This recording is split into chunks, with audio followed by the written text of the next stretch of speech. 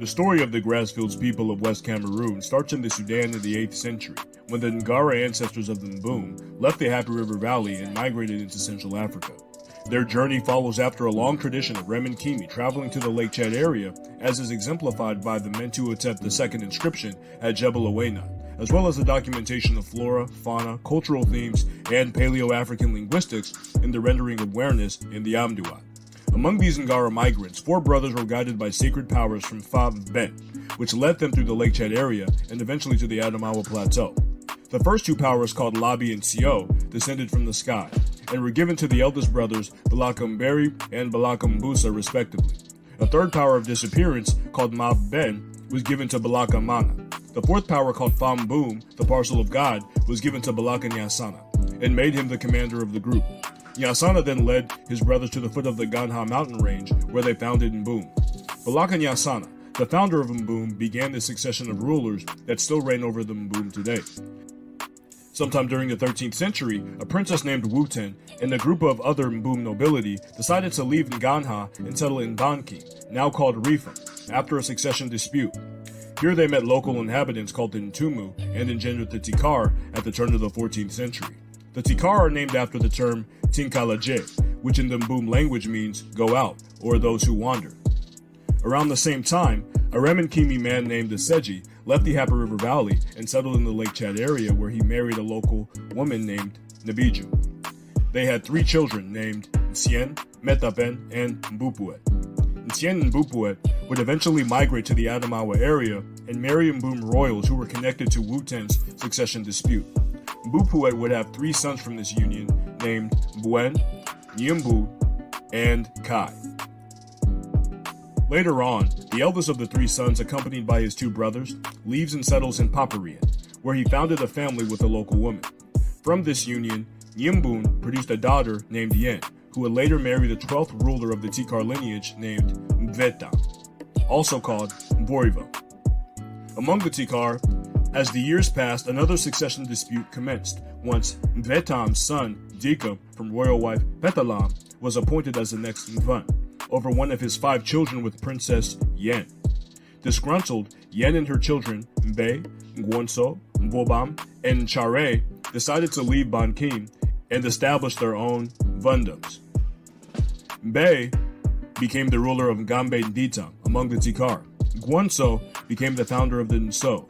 Mbobam became the founder of Bafia Bankara, and Chare became the founder of Bamun in 1394.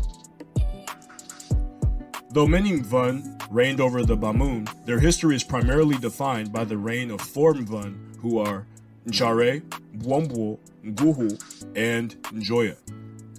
Nchare was a short-statured, very jolly and courageous man who was known for his intelligence and brilliant military mind. His successful conquest of Mvomben, which the modern city of Fumban is named after, marked a unique transition for the local region from a subsistence economy to one with a considerable defense industry. Iron-tipped arrows, spears, and lance armaments gave Nchare and the Tikar a significant military advantage, which would prove extremely useful in formulating resistance to slave raids during the Ma'afa. This emphasis on defensive capabilities continued until the reign of Bwombo, the 10th Mvan. Bwombo was extremely tall with red eyes, broad nostrils, and large ears. He was very courageous and generous. He kept the Bamun perpetually under military preparedness, and all industries, including agriculture, were subordinate to the defense industry.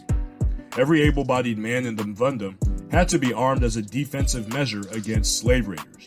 According to Bwombo, nation building is the universal preoccupation of strong rulers who become distinguished by the nature and quality of the arms at their disposal. Practically every village had at least one forge for manufacturing various kinds of iron weapons for fighting. Ownership of forges became the hallmark of wealth and true nobility. Under Bwombo, the combination of commercial development and military confrontation led to the quadrupling of Bamun territory extending to the boundaries of the Noon, Mape, Nja, and Ripa rivers. Bwombo also implemented geotechnically engineered fortresses in the design of continuous 5-meter ditches reinforced by earthen walls around the Mvundum to slow the advance of foreign raiders. The next important Mvan was Nguhu, who ruled from 1818 to 1863. He was a Bamileke servant and rose to the title of Mvun in a vacuum of political instability. Guhu was noted for halting all military expeditions and turned the economy towards domestic affairs. Guhu's 40-year reign refutes the false comparison between chattel slavery in the Western world and indentured servitude regimes in Africa. No slave in America ever became the president, as was the case in numerous African societies where servants were enfranchised. The 17th Mvun in this line and a direct descendant of Nchare is Ibrahim Bwombo Joya. Joya came to power in a tumultuous time. His father, Mvun Sangu, had recently been assassinated in a war with the Nso, and his mother, Japdunke, served as a regent until he was prepared for the position of Mvun. During his early days as a ruler, he had encountered many neighboring African peoples and witnessed the effects of colonization and illegal human trafficking in Africa.